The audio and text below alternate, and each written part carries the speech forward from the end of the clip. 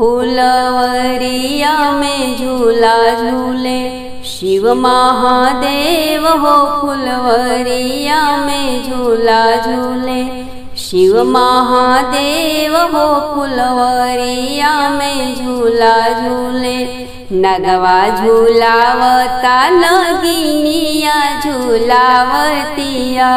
नगवा झूलावता नगिनिया झूलावतिया।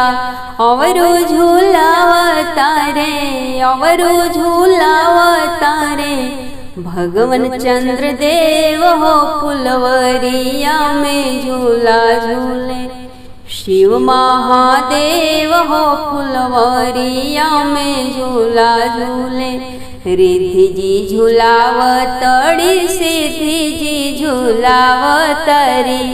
रिद्धि जी झूलावतारी सिद्धि जी झूलावतरी।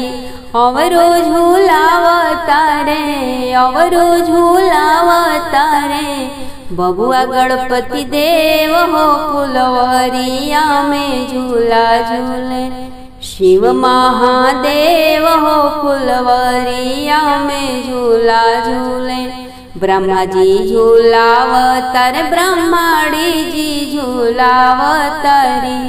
ब्रह्मा जी झूलावतर ब्रह्माणी जी झूलावतरी।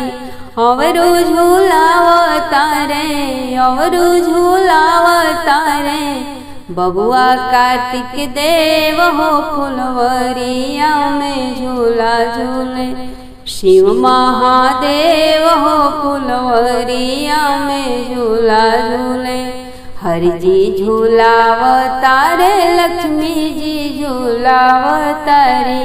हरि जी झूलावता रे लक्ष्मी जी झूलावतारी। अवरु झूलावता रे अवरु झूलावता रे नारद देव हो। फुलवरिया में झूला झूले शिव महादेव हो। फुलवरिया में झूला झूले कृष्ण जी झूलावता रे रुक्मिणी जी झूलावतारी। राधा जी झूलावतारी कान्हा जी झूलावतारे।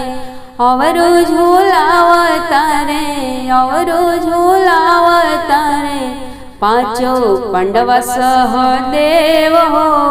फुलवरिया में झूला झूले शिव महादेव हो। फुलवरिया में झूला झूले।